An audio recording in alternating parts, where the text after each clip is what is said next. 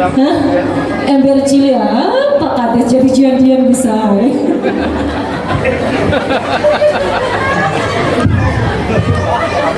Ada jadi-jadian.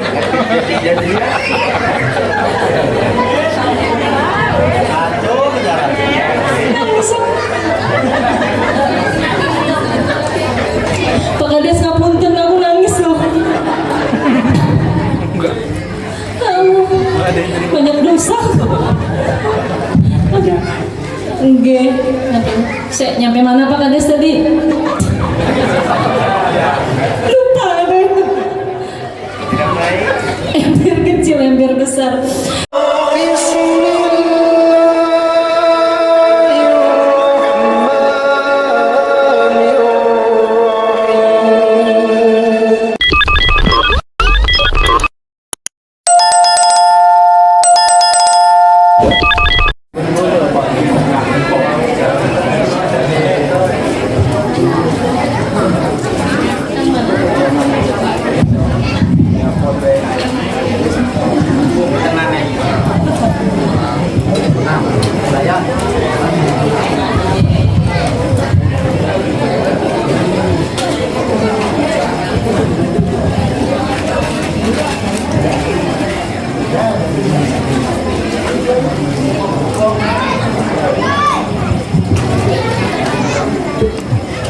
Bismillahirrahmanirrahim. Assalamualaikum warahmatullahi wabarakatuh.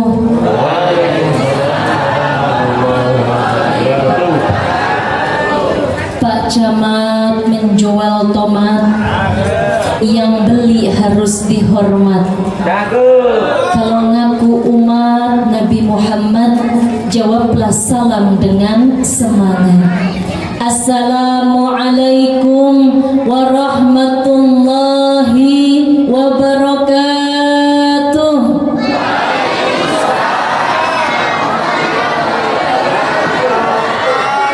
Masya Allah, mudah-mudahan ibu-ibu sing semangat jawab salamnya. Mudah-mudahan tak dungakno bojone ora kawin lagi. Kok guyut toh? Amin apa boten? Yang laki-laki bapak-bapak pripun Pak? Hah? Bojone kata. Alhamdulillah, alhamdulillahilladzi ba'asa sayyidana Muhammadan sallallahu alaihi wasallam rahmatan lil alamin. Wassalatu wassalamu ala sayyidina Muhammadin sayyidis sabiqin walahiqin wa ala alihi wa sahbihi nujumil muhtadin wa rujumil mu'tadin, amma ba'du. Yang terhormat para alim ulama setempat, para sesepuh bini sepuh yang mohon maaf tidak dapat saya sebutkan satu persatu, para tokoh masyarakat, wabil khusus niki kepala desa apa jadi-jadian niki? Jadi nggih Bu, jadi-jadian.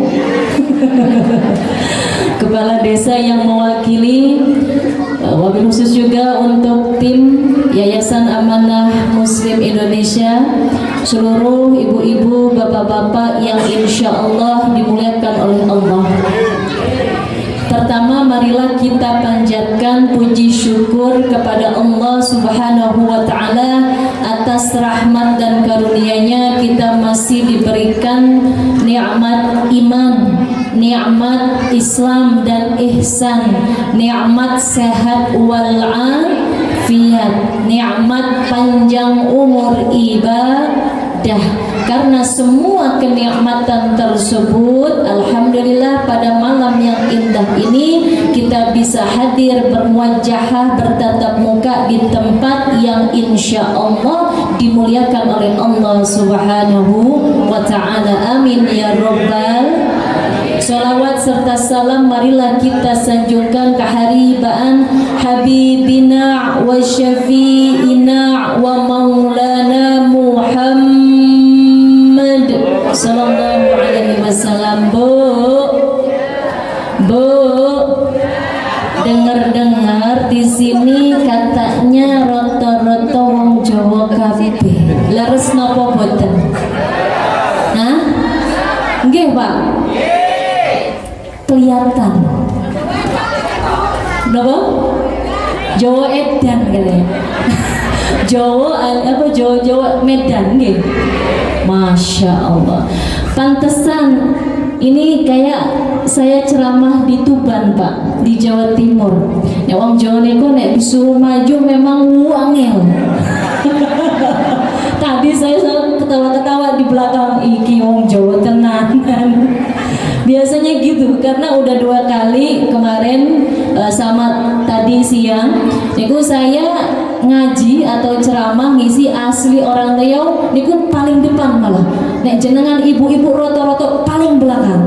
Leres apa boten? Karena saya tahu wong Jawa niku roto-roto isinan nggih. Nek ono sing padang-padang kayak gini mesti kepengennya yang gelap-gelap, ya Bu. Nggak pindah aja Bu di sana Bu. Allahumma sholli ala Muhammad. Makanya mohon maaf, mungkin dalam penyampaian boleh saya campur Jawa? Boleh ya Pak ya? Kata napa-napa nggih? Walaupun saya juga Jawanya baru 8 tahunan Pak. Saya ini kan nikah sama orang Jawa nggih. Saya asli Jakarta Betawi, nikah sama wong Jawa, Jawa Timur Tuban. Nggih. Jadi dulu itu waktu saya nikah Pak, seminggu saya kerjaannya nangis karena saya merasa bojoku niku ngerasani saya terus. Setiap ngomong sama keluarganya ngomong bahasa Jawa nggak ngerti saya. Tapi alhamdulillah sekarang saya sudah pinter bahasa Jawa, apalagi 2 kata yaitu melebu karo metu. Metu-metu dewe, melebu dewe. Betul napa-napa nggih Bu? Saya campur sedikit ya. Apa di sini ada yang asli Riau banget? Gak ada ya? Ketara dari mukanya memang Jawa kabeh. Mudah-mudahan panjenengan yang hadir pada malam ini yang punya kesulitan dalam kehidupannya, punya kesulitan Bu, mudah-mudahan dengan ikut pengajian ini Allah berikan kemudahan. Yang punya hutang, punya hutang Bu? Ini hutang kabeh iki. Allahu Rabbi, berapa juta? Berapa miliar? Mudah-mudahan juga dengan panjenengan ikut hadir di majelis ini, mudah-mudahan Allah nanti kedepannya kelak berikan jalan keluar, kemudahan untuk bisa melunasi hutangnya. Yang pengen punya mantu, ada yang pengen punya mantu? Hah? Ada? Yang punya mantu, yang kepengen punya mantu anaknya wedok nggih, perempuan, mudah-mudahan bisa dapat mantu sing soleh, ganteng, sugih nggih. Orang tuanya sudah tua, biar cepet astagfirullah mati. Warisannya sing akeh nggih. Yang punya anak laki-laki mudah-mudahan bisa dapat mantu yang solehah. Kok aminnya kecil ya? Amin apa betul? Selain niku cantik parasnya kayak vokalis hadroh niki, masya Allah Ayung ini nggih. Jomblo Mbak? Iya. Ayo yang pada jomblo daftar. Udah cantik suaranya, cantik wajahnya, nggih. Dapat mantu yang cantik parasnya, cantik akhlaknya. Loh, meneng tok. Ora amin ya wis, rasido. Sakarepmu Bu. Amin ya robbal alamin. Hadirin wal hadirat rahimakumullah. Alhamdulillah kita semua hadir di sini dalam rangka memperingati atau kita kepingin menyambut yang namanya bulan Muharram tahun 1445 Hijriah. Walaupun sebentar lagi kita akan memasuki bulan Muharram yang insya Allah mungkin sudah minggu depan kita memasukinya, nggih. Ini harus kita punya bekal dulu supaya panjenengan ketika berada di bulan Muharram ini enggak bingung, Bu. Iki ngobrol apa toh? Ono sing ngomong kok ngomong dhewe iki. Karo Pak Kepala Desa jadi-jadi iki lho. Menang toh, Pak. Aku sing ngomong iki lho. Ono sing ceramah ngobrol dhewe. Astagfirullahaladzim. Wong Jawa. Bu, sebelum kita memasuki bulan Muharram niku harus punya bekal. Jadi panjenengan yang sudah masuk bulan Muharram nggak pelengok, nggak diem aja. Jadi ketika kita tahu nih peraknya apa saja yang harus kita lakukan, insya Allah kalau sudah paham laksanakan. Berbicara tentang bulan Muharram, kata Rasul, bulan Muharram itu merupakan salah satu di antara 4 bulan yang istimewa yang sudah Allah ciptakan. Jadi selama 12 bulan Allah ciptakan, ada bulan yang istimewa selain bulan suci Ramadan.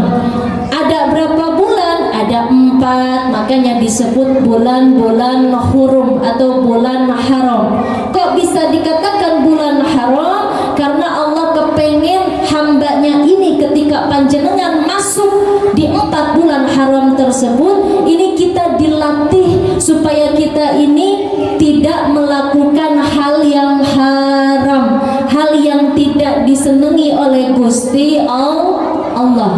Gitu Bu ya.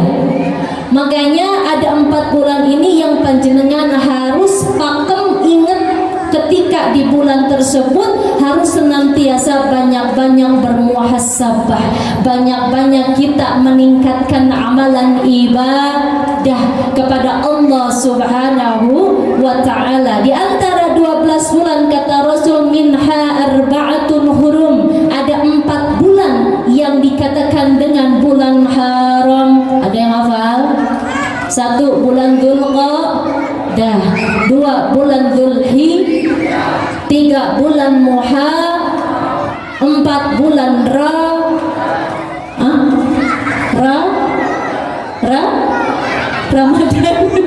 Ramadan beda malih Pak. Rajab nggih.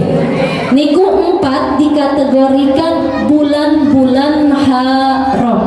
Maka dari itu kata Ibnu Abbas, ketika kita umat Rasulullah memasuki 4 bulan haram tersebut, kalau panjenengan atau mungkin ada manusia yang mohon maaf melakukan hal yang dilarang oleh Gusti Allah, maka dikatakan dia akan mendapatkan dosanya 2 kali lipat lebih besar daripada bulan-bulan biasa. Bu, ini sekarang kita masih berada di bulan haram, makanya hati-hati Bu ya, yang pada seneng gosip itu kalau bisa jangan bulan haram, bulan-bulan lainnya aja. Oke. Jadi di bulan-bulan lainnya, bapak-bapak yang seneng main kartu pakai uang Pak, ada nggak? Insya Allah boten nggih, tidak ada nggih, tidak salah lagi maksudnya. Yang melakukan hal-hal seperti itu dikatakan kata Ibnu Abbas dosanya akan dilipat gandakan. Begitu pula para ulama mengatakan ketika panjenengan melakukan amalan ibadah apapun itu, sekecil apapun itu, ketika berada di 4 bulan haram, maka kita akan dilipat gandakan pahalanya oleh Allah Subhanahu wa ta'ala. Jadi jangan remehkan panjenengan ibadah. Sekarang lagi duduk, bukan hanya cuma duduk mendengarkan, itu pun salah satunya di antaranya beribadah, menuntut ilmu. Dan insya Allah kalau panjenengan dari rumah niat kepengen nuntut ilmu, bukan cuma ngelihat yang ceramahnya. Niatnya kesini mau ketemu saya apa nuntut ilmu? Kalau ngomong sama wong lanang nggak usah, terus ngerti aku. Mau ketemu saya tuh normal Bu. Ya Bu ya, kalau niatnya kepengen nuntut ilmu agama, insya Allah sekarang di bulan Dzulhijjah, insya Allah akan dilipat gandakan oleh Allah Subhanahu wa ta'ala. Amin ya rabbal alamin. Maka dari itu apa sih yang harus kita amalkan, khususnya nanti ketika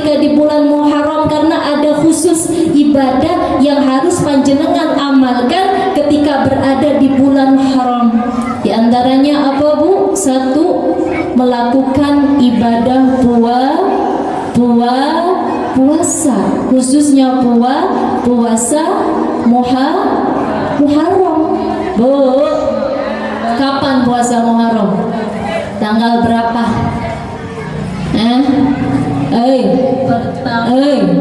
Tahun kemarin puasa enggak? Ada yang ngomong enggak, ada yang ngomong puasa. Tak ting tung ting tung. Puasa enggak Bu? Enggak. Nah, makanya tak kandani nggih, buat napa-napa nggih Bu ya. Insyaallah kalau panjenengan kita semua sehat walafiat, monggo amalkan karena ini pahalanya luar biasa. Jadi ketika kita memasuki bulan Muharram, yang harus kita lakukan diantaranya adalah puasa Muharram. Di bulan Muharram ini ada tanggal yang khusus Allah ciptakan, yang mana kalau kita amalkan niku fadilahnya, keistimewaannya begitu besar. Tanggal berapa?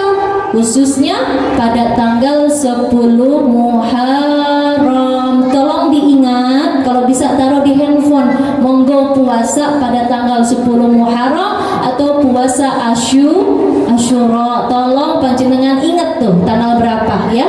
Niat puasa Asyura. Apa sih fadilahnya? Sahabat pernah tanya sama Rasul, kenapa kita harus puasa pada tanggal 10 Muharram? Ternyata di antara fadilahnya, keistimewaannya adalah insya Allah akan senantiasa mengampuni segala khilaf salah kita 1 tahun yang lalu. Jenengan punya salah apa boten? Oke. Bukan punya Bu, banyak. Jangan merasa jenengan itu sedikit ya. Maka dari itu di antara ikhtiar kita sebagai manusia pendosa ini, termasuk saya ngomong Pak Kades jadi-jadian kehalangan kipas iki, aku nggak bisa melihat wajahmu Pak. Tolong agak ke depan Pak. Wewe. Enggak Pak, Allah itu menciptakan nggak ada yang jelek, cuman tidak bagus. Ngapunten ya Pak, guyon. Bu, diingat ya, pada tanggal 10 Muharram disuruh puasa karena insya Allah keistimewaannya Allah ampuni dosa kita setahun yang lalu. Ya Allah, kapan lagi coba ya? Maka dari itu mumpung, apalagi misalkan panjenengan niku pada saat itu masih hidup. Karena kalau misalkan udah nggak hidup, ya nggak bisa Bu, telat nggih. Makanya ketika kita masih diberikan panjang umur ibadah, ayo kita lakukan amalan-amalan yang baik, khususnya tadi yang diperintahkan oleh Rasulullah Shallallahu Alaihi Wasallam.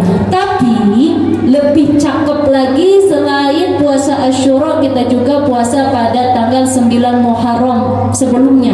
Kenapa kita harus tambahkan pada tanggal 9 Muharram? Karena kata Rasul, ternyata orang Yahudi zaman dulu juga ketika tanggal 10 Muharram mereka pun beribadah, berpuasa Bu.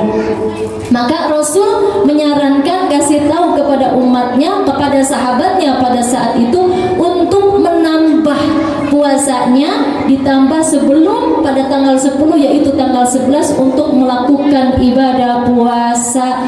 Ini merupakan salah satu bentuk bagaimana kita membedakan antara umat Islam dengan orang-orang Yahudi pada zaman dulu gitu nggih. Jadi pada tanggal 9 sama 10 aja. Syukur-syukur panjenengan bisa puasa Muharram di awal bulan, monggo. Bisa di pertengahan bulan juga monggo, bisa di akhir bulan juga monggo. Yang penting niatkan ibadah puasa. Karena ibadah puasa itu merupakan ibadah yang istimewa, Bu. Puasa itu ibadah yang beda dengan ibadah yang lainnya, Bu. Karena puasa dikatakan dalam hadis dari Abu Hurairah radhiyallahu anhu bahwasanya Rasulullah sallallahu alaihi wasallam bersabda bahwa Allah berfirman. Jadi ini adalah hadis qudsi. Apa kata Allah? Kullu amal ibni Adam lahu ila siyam fa innahu li wa ana ajzi bih. Jadi setiap amalan yang dilakukan oleh anak Adam, ya, oleh kita semua ya, yang dilakukan oleh manusia, itu sesungguhnya ibadahnya itu bermanfaat bagi dirinya sendiri. Jenengan sholat itu buat manfaat jenengan sendiri. Jenengan baca Quran manfaatnya buat diri sendiri. Panjenengan niku sedekah juga insya Allah manfaatnya buat diri sendiri. Tetapi berbeda dengan puasa kata Allah, karena puasa adalah untukku kata Allah, dan aku akan memberikan pahala langsung kepada orang tersebut gitu Bu. Makanya ibadah puasa ini ibadah yang disukai oleh Gusti Allah. Maka dari itu marilah kita jangan sampai puasa hanya nunggu bulan suci Ramadan ya Bu ya. Bu, jadi puasa cuma Ramadan setahun sekali, eman-eman Bu. Kan di setiap bulan itu ada banyak puasa sunnah, yang bisa puasa Daud, monggo. Puasa Daud itu kan sehari puasa, sehari tidak. Ingat nggih Pak, yang dilakukan sehari dan dilakukan tidak hanya puasa Daud. Jangan ada yang bilang sholat Daud. Sehari sholat, sehari enggak. Ada saya pernah dengar sholat enggak, lagi sholat Daud saya. Lagi ajaran sopo. Jangan-jangan pondok pesantren al titik. Hah? Bu, ya tiap bulan kan ada puasa Daud. Yang bisa puasa kesenangan Rasul, puasa hari apa? Senin, Kemis, nggih. Ada juga puasa Ayyamul Bid, nggih. Nah, ketika ada bulan Muharram, puasa Muharram gitu Bu. Dan insya Allah ketika kita melaksanakan puasa tersebut tadi, Allah janjikan Allah sendirilah yang akan memberikan ganjaran pahala yang luar biasa kepada orang-orang yang berpuasa. Tanggal berapa Bu? 9, 10 kira-kira saged napa boten? Ketok angel lagi. Insya Allahnya sudah lemes. Saged napa boten? Semangat Bu. Kalau jenengan ngomong insya Allah laksana Bu. Kalau jenengan lihat nanti Ustadzah lemes nanti Bu. Kita harus yakin bisa, insya Allah bisa. Kayak hutang lunas Pak, insya Allah hutangnya lunas asalkan dibayar. Yang gak iso bisa hutang lunas, nggak menang wae gak iso ya Bu ya. Bu, satu itu tadi ya bulan Muharram. Lalu apalagi yang harus kita amalkan ketika berada di bulan Muharram? Yang kedua, banyakin sedekah. Kenapa banyakin sedekah? Karena kata Rasul, sedekah itu bisa menghapuskan kesalahan-kesalahan sama seperti api yang dipadamkan oleh air. Bu,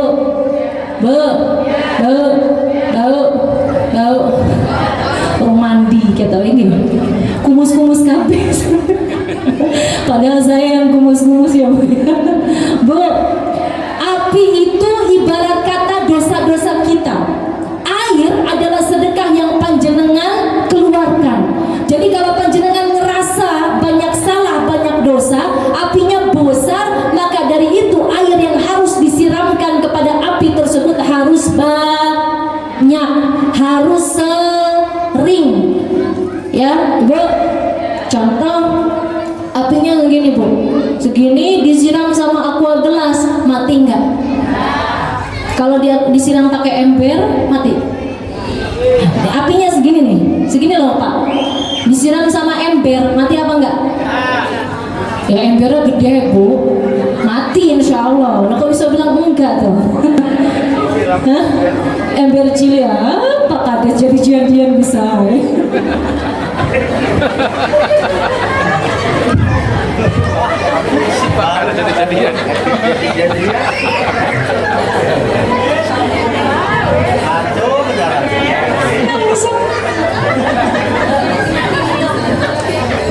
Pak Kades ngapunten, aku nangis loh.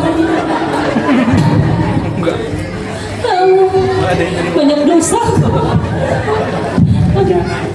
Enggak. Saya nyampe mana Pak Kades tadi? Lupa deh. Ember kecil, ember besar. Jadi intinya kita itu kan manusia yang banyak salah. Ya Allah, ini perdana loh Pak saya guyu sampai nangis. Ya Bu ya, ketika kita merasa banyak salah, banyak dosanya, yang harus kita lakukan tadi menghilangkan. Kata Rasul, cara kita menghapus kesalahan-kesalahan kita adalah diantaranya berbanyak bersedekah. Sedekahnya apa aja? Banyak. Kita nggak usah ngomongin sedekah uang dulu. Yang pertama, kita bisa bersedekah dengan menggunakan ilmu. Kata Rasul, balighu anni walau ayat. Sampaikanlah dariku walau hanya dengan satu ayat. Bu, ternyata menyampaikan ilmu itu bukan tugasnya para penceramah saja, bukan tugasnya ustadz atau ustadzah saja, bukan tugasnya para yai atau bunyai saja. Ternyata masing-masing di antara kita niku memiliki kewajiban untuk senantiasa menyampaikan yang namanya ilmu yang tersambung dari Rasulullah Shallallahu Alaihi Wasallam. Ya Bu ya, gimana caranya dengan sedekah ilmu? Panjenengan niku ibu-ibu pasti khususnya bapak ibu seneng ikut pengajian. Itu kan mesti ada ilmu yang nempel nggih. Contoh kayak sekarang, tadi kan saya dawuh niku puasa Muharram tanggal 9, 10. Monggo panjenengan misalkan istrinya bapak nggak hadir, sampaikan kepada istri bapak. Ibu pun mungkin suaminya nggak ikut, anaknya nggak ikut, sahabatnya, temennya nggak ada yang ikut, sampaikan, bilang kita harus melaksanakan puasa Muharram tanggal sekian, fadilahnya begini. Dengan panjenengan menyampaikan ilmu tersebut, insya Allah itu sudah seperti sedekah. Ya, jadi jangan sampai kita mikirnya yang menyampaikan ilmu hanya para ustadz-ustadzah saja, ya, para alim ulama. Enggak, ternyata kita semua umat Rasul memiliki kesempatan untuk menyampaikan tersebut, memberikan juga, ingin mendapatkan pahala nilai yang namanya sedekah. Walaupun Bu, cara penyampaiannya niku pasti berbeda nggih Pak. Ya kan gak mungkin panjenengan tadi habis ngaji di sini ngedengerin saya ceramah terus disuruh tadi puasa Muharram nyampaikan ke suami yang gak usah gayanya kayak saya. Tiba-tiba Pak Rene, Assalamualaikum warahmatullahi wabarakatuh. Gak usah gitu. Nanti kayak kata suami jenengan langsung, ini kesambet apa bojoku. Bar ngaji malah ngene. Ya Bu ya, omongin dengan cara biasa aja, ngobrol. Kadang-kadang orang ngobrol mendapatkan ilmu itu sedang mentransfer ilmu tersebut sama seperti sedekah. Ya, itu yang pertama, sedekah menggunakan ilmu yang kita punya. Yang kedua, sedekah dengan menggunakan anggota tubuh masing-masing. Bu, jenengan insya Allah alhamdulillah kita semua anggota tubuhnya sempurna. Tangan ada berapa? Kaki ada berapa? Kepala ada berapa? Kuping ada berapa? 4. Hidung ada berapa? 2 lubang nih, nek 1 niku pilek Bu. Ya Bu ya. Jadi dengan semua itu ternyata di antara anggota tubuh ini kita bisa yang namanya bersedekah menggunakan jasa tubuh kita. Contoh, panjenengan ibu-ibu yang senang masak, kadang-kadang kan acara kayak gini suka ada yang pengen masak ya Bu ya. Niku jangan ngeluh Bu. Ojo, capek aku ngeluh aku mana. Jangan Bu, please jangan ngeluh Bu. Okay? Karena Masya Allah tangan panjenengan yang masak tadi dengan ikhlas mau ngasih makan kepada orang-orang yang nuntut ilmu seperti ini, insya Allah ini bernilai pahala sedekah Bu. Wabil khusus ngapunten, kadang-kadang kan ada orang saya nggak mampu sedekah besar-besar, tapi saya punya tenaga sehat, saya iso masak, bisa sedekah pakai masak. Atau mungkin jangan jauh-jauh, saya nggak bisa masak, cuman bisa korah-korah, nggih. Kan suka ada ya, nih kayak piring-piring gini kan nggak mungkin dibuang ya Bu, ya mesti kan dikorak-korak ya. Nah yang korak-korak nanti siapa? Angkat tangannya. Korak-korak nggak tahu. Cuci piring. Ya Allah ya Robbi, ini Jawa mana tuh? Cuci piring bahasa Jawa sini apa? Itu bukan bahasa Jawa. Cuci piring, korak-korak itu cuci piring. Yang biasa nyuci piring itu nanti insya Allah setiap lelahnya, keringetnya itu insya Allah akan bernilaikan pahala sedekah Bu. Asal jangan ngeluh. Udah nyambil manyun, nyuci piring itu habis pahalanya. Makanya diusahakan insya Allah yang seperti ini, apalagi kepengen bantu acara pengajian, itu insya Allah akan diberikan ganjaran pahala oleh Gusti Allah Subhanahu wa Ta'ala. Ya, jangan jauh-jauh juga. Jenengan niku misalkan ada orang yang pengen nyebrang, ya. Ada yang pengen nyebrang, misalkan sudah sepuh, yang muda-muda dilihat, oh kepengen nyebrang, dengan niatan kepengen bantuin, ayo Mbak, saya seberangin. Itu loh, seperti itu sudah bernilai sedekah. Tapi mohon maaf jangan dipaksa. Ini ada di pinggir jalan, tiba-tiba mau nyebrang, enggak, terus bawa paksa, enggak gitu. Jadi harus benar-benar ya. Terus jangan jauh-jauh juga, nanti sampah yang ada di sini jangan niku kumpulkan terus dibuang pada tempatnya, niku juga bernilai sedekah. Sedekah itu luas Bu, bukan cuma ngasih duit dan lain sebagainya nggih Bu ya, tapi sedekah itu luas. Bahkan panjenengan tersenyum ya, tersenyum dengan kepada saudara, teman, suami, istri, niku saling tersenyum, itu juga bernilai sedekah. Nah yang terakhir, sedekah sudah pasti menggunakan harta benda yang kita punya. Karena jangan sampai panjenengan khususnya bapak-bapak punya dapat penghasilan terus tidak mau mengeluarkan yang namanya sedekah kepada orang-orang yang membutuhkan. Karena kalau seperti itu jadinya orang yang pelit. Orang pelit kuburannya sempit, kata siapa Bu? Kuburan sempit kata siapa? Jadi kita jangan termasuk jadi orang yang pelit. Ada rezeki, mau itu besar, mau itu sedikit, kita keluarkan. Karena Allah itu tidak menyuruh kepada kita untuk mengeluarkan sedekah itu harus sekian, gak pernah. Ada nominal sekian, tidak pernah. Tapi memang Allah memberikan kepada kita ini bahwasanya keluarkan sedekah sesuai dengan kemampuannya masing-masing. Yang penting ikhlas kepada Allah Subhanahu wa Ta'ala. Karena kalau misalkan ada orang yang sedekahnya besar tapi niatnya salah, ini justru akan mendapatkan dosa. Ya, dia sedekah tapi karena niatnya karena kepengen dibilang hebat, kepengen dibilang sugih, kepengen dibilang dermawan. Nah niki akan senantiasa menghapus pahalanya, bahkan mendapatkan dosa karena penyakit-penyakit tersebut. Tapi misalkan ada orang yang mungkin sedekahnya kita niku biasa aja, misalkan hanya 10.000, 5.000, tapi ikhlas karena ternyata uang 5.000 itu satu-satunya uang yang ada di dompet dia, tapi dia ikhlas kepengen sedekah, dia keluarkan, maka disitulah Allah akan ganti Bu. Kata siapa?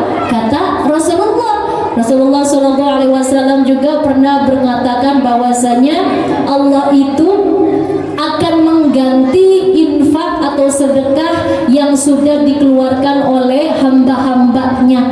Ya, Allah itu tangannya sangat sibuk Bu. Tangan di sini bukan, jangan panjenengan artikan seperti tangan manusia, bukan. Artinya rahmat Allah itu selalu turun kepada siapapun yang mengeluarkan sedekah. Yang ngeluarin sedekahnya pagi akan turun rahmat Allah. Yang keluarnya sedekahnya sore, siang juga akan diturunkan lagi, diganti oleh Allah. Yang malam juga sama. Allah akan senantiasa selalu memberikan tadi itu yang namanya diganti berkali-kali lipat kepada orang yang ikhlas mau mengeluarkan sedekah. Jadi jangan sampai kita menjadi hamba Allah yang medit, yang pelit, sesuai dengan kemampuan masing-masing. Wabil khusus sebenarnya di bulan Muharram itu sedekah yang paling bagus juga adalah sedekah nyantuni anak yatim, karena tadi sudah dijelaskan oleh Ustadz Roy Ilham bahwasanya Rasul itu terlahir dalam keadaan yatim. Jadi beliau niku lahir udah nggak punya bapak. Namanya orang tua Rasulullah, bapaknya siapa? Abdullah. Niku jadi ketika beliau lahir udah nggak punya bapak. Ya. Lalu setelah itu Rasul juga makanya kenapa sangat cinta, sayang, senang sama anak yatim, karena beliau merasakan lahir nggak punya bapak. Makanya Rasulullah SAW itu senantiasa memberikan masukan atau memerintahkan kepada para sahabatnya untuk senantiasa senang nyantuni anak yatim, dan Rasul sangat benci, ya Allah pun murka kepada orang-orang yang senantiasa durhaka atau tidak pernah berbuat baik atau zalim kepada anak yatim. Ini ngapunten sering terjadi, ada yayasan ngapunten ya, misalkan yayasan khusus anak yatim ya, insya Allah dikatakan untuk anak yatim, tapi na'udzubillahi min dzalik ternyata dipakainya bukan untuk kepada anak-anak yatim, malah dimakan sendiri untuk kekayaan diri sendiri. Nah, ini merupakan salah satu dosa yang sangat besar. Allah Subhanahu wa taala berfirman dalam surat Al-Maun ayat 1 sampai 3. Hafal ya Bu ya? Bismillahirrahmanirrahim. Ayo sama-sama baca. Ara'aital ladzi yukadzibu bid fadzalikal ladzi yad'un wa la ya'uddu 'ala ta'amil Tahukah kamu orang yang mendustakan agama adalah orang yang menghardik anak yatim. Menghardik itu marah, memarahi anak yatim, dan orang yang tidak mau memberi makan orang-orang miskin. Jadi kalau kita bentak anak yatim, apalagi anak yatim ini nggak salah niku, termasuk orang-orang yang dikatakan mendustakan agamanya Allah Subhanahu wa ta'ala. Maka dari itu kita diperintahkan untuk senang sama anak yatim, diantaranya suka menyantuni anak-anak yatim, khususnya di bulan Muharram ya Bu ya. Semampu kita, kalau kita ada rezeki berapapun itu, mungkin hanya mampu ngasih makan, kita kasih. Kita bisa masak, tadi saya katakan monggo panjenengan kasih makan anak yatim siapapun itu nggih. Tapi anak yatimnya masih di usia anak-anak ya, jangan sampai anak yatim usia 40. Itu bukan santunan, namanya sedekah ya Bu ya. Ya Bu ya. Kan ada lagunya, Rasul menyuruh kita mencintai anak yatim, Rasul menyuruh kita mengasihi orang miskin, Rasul menyuruh, mana ini sepi, mencintai anak yatim, Rasul menyuruh mengasihi. Nah gitu ya. Dan tadi juga Ustadz Roy juga bilang bahwasanya nanti kalau orang-orang yang senang nyantunin anak yatim, maka dia akan bersama Rasulullah di surga. Apa kata Rasul? Anna wa kafilul yatim fil jannah. Aku akan bersama dengan anak-anak yatim, orang-orang yang suka nyantunin anak-anak yatim di dalam surganya Allah, dekatnya seperti ini. Ini ngomong ya, Rasul ngomong sambil mengangkat seperti ini, bukan kepengen dipoto Bu. Zaman sekarang gitu, ayo foto cheese. Ini Rasulullah maksudnya bukan gitu, Maksudnya Rasulullah mengatakan seperti ini adalah dekatnya kita sama beliau. Orang yang seneng nyantunin anak yatim dekat seperti ini. Ya Rasul, ini orang yang suka nyantunin anak yatim. Kepengen nggak Bu melebu surga? Apalagi bisa dekat dengan bersama Rasulullah Sallallahu Alaihi Wasallam. Mudah-mudahan kita semua diberikan rezeki oleh Allah untuk senantiasa tadi merasakan menyantuni anak-anak yatim supaya kita bisa bersama dengan Rasulullah di surganya Allah Subhanahu wa Ta'ala. Kalaupun ternyata nggak bisa nyantunin, apa saja sedekah silahkan panjenengan bisa ngasih infak kayak seperti tadi, insya Allah akan diganti oleh Allah. Jangan takut miskin, nggak ada ceritanya orang sedekah terus dia miskin. Yang ada orang sedekah maka akan tambah lagi rezekinya oleh Allah. Rezeki itu bukan hanya berupa harta ya Bu ya, rezeki sehat, rezeki panjang umur, rezeki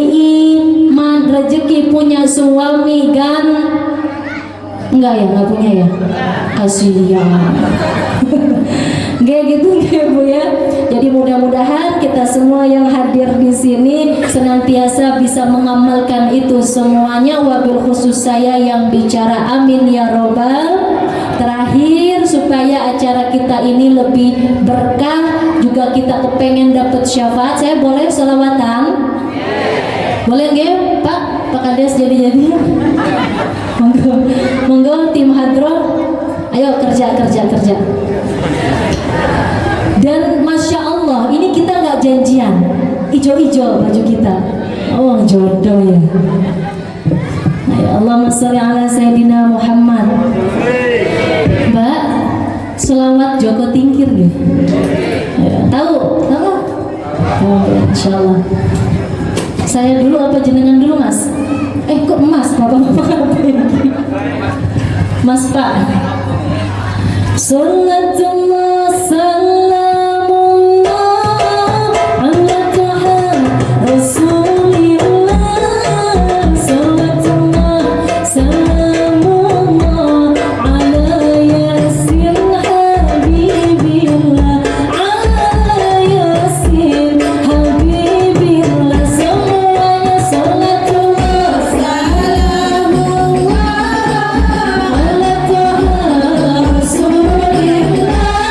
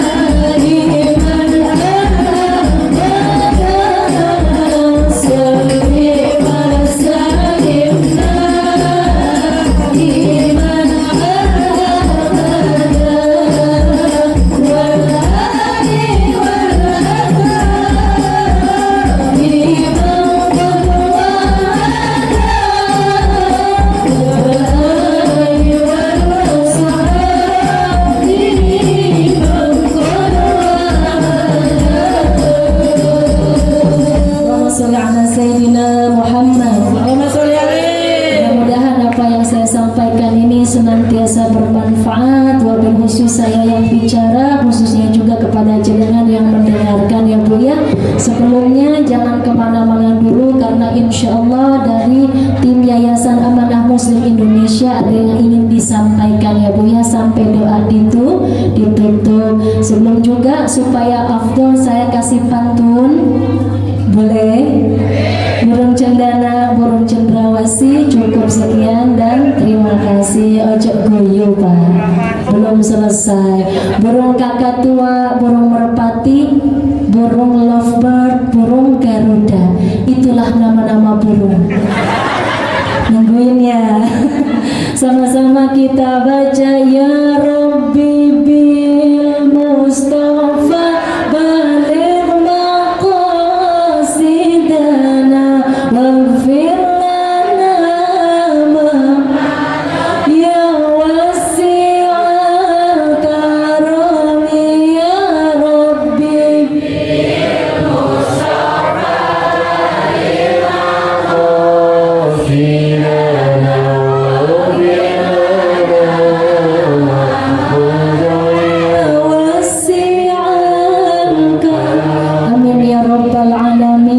Dari SMP ke SMA, dari bapak ya ke ibu, dari ta'aruf ke penghulu, dari saya sekian dulu.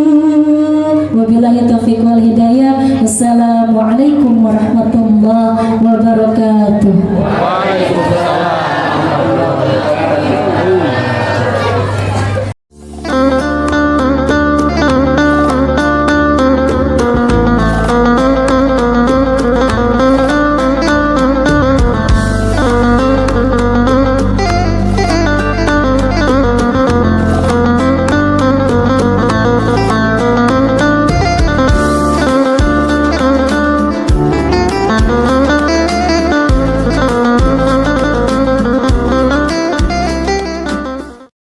Syiar Riau TV.